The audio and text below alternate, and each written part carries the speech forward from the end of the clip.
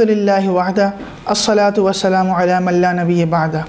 Amma ba'd, fa'a'udhu billahi minash shaitanir rajim, bismillahir rahmanir rahim.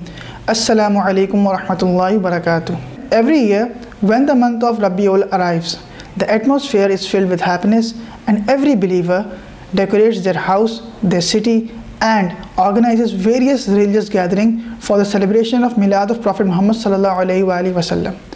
The word Milad has other synonyms such as Maulud and Wiladat.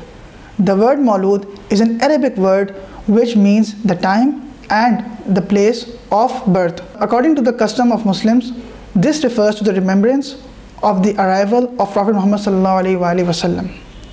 This can be done in seclusion, like a person can sit alone, recite Durood Salam on Prophet Muhammad sallallahu alaihi wasallam, or pray Nawafil to thank Allah. And it can be done in public gatherings, like organizing religious gathering in public and organizing rallies to celebrate the Milad Sharif. This can be done on the 12th of Rabiul Awwal and on any other day of the year.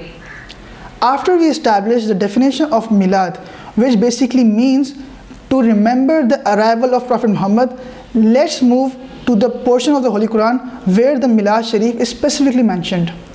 As Allah subhanahu wa ta'ala states in Surah At-Tawbah verse number 128, لَقَدْ جَاءَكُمْ رَسُولٌ مِّنْ أَنفُسِكُمْ. In the introduction of this verse, Allah subhanahu wa ta'ala states, there has come unto you a messenger from yourselves. And at another place, in verse 15 of Surah Al-Ma'idah, Allah subhanahu wa ta'ala states, قَدْ جَاءَكُمْ مِنَ اللَّهِ نُورٌ وَكِتَابٌ مُبِينٌ. Now has come unto you light from Allah and clear scripture.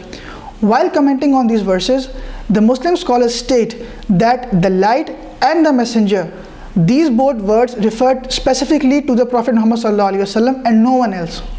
Secondly, since we established earlier that the mention of the arrival of Prophet Muhammad sallallahu alaihi wasallam is Milad, we can confidently state that these verses mention Milad. Moreover, Milad Sharif is established.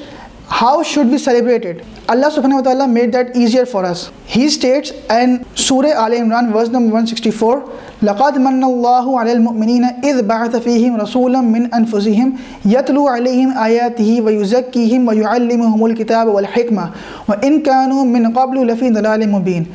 Allah verily has shown grace to the believers by sending unto them a messenger of their own, who recites unto them his revelations, purifies them, and teaches them the scripture and wisdom, although before they were in clear misguidance. From this verse, it becomes clear to us that Prophet Muhammad ﷺ was a great gift from God. Without him, we were misguided people. Without him, we would have ended up in hell. But due to this gift, alhamdulillah, we are all Muslims. So after we have received such a graceful gift, shouldn't we thank Allah? Obviously we should. How we should thank him? Allah subhanahu wa ta'ala states in Surah Yunus verse number 58, قُلْ بِفَضْلِ اللَّهِ وَبِرَحْمَتِهِ فَبِذَلِكَ فَلْيَفْرَحُوا هُوَ خَيْرٌ مِّمَّا يَجْمَعُونَ. Say, in receiving the grace and mercy of Allah, they must rejoice. It is better than what they hoard. Allah subhanahu wa ta'ala orders us to rejoice. Rejoice means to celebrate. Secondly, Allah subhanahu wa ta'ala states, it's better than what they hoard. It means that we should spend while showing gratitude towards Allah.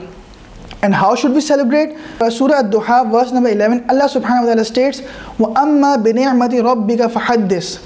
And publicize well the bounty of your Lord.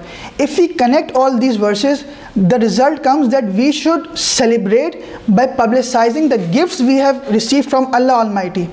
And obviously, the gift of Prophet Muhammad sallallahu alaihi wasallam is the greatest gift of all. And we should celebrate it by celebrating Milad. But we should ensure that while we celebrate, we should not indulge anything which is against the practice and the teaching of Sharia. We should recite maximum number of Durood Salam on Prophet Muhammad sallallahu alaihi wasallam. We should pray Nawafil to thank Allah, and we should organize rallies which should show other people that we are happy, we should rejoice. And apart from that, we should organize various religious gatherings and ensure that whatever we do to celebrate this Milad, it is not against the Sharia. May Allah subhanahu wa ta'ala guide us all to celebrate Milad Sharif according to the teachings of Sharia. وسلم تسليما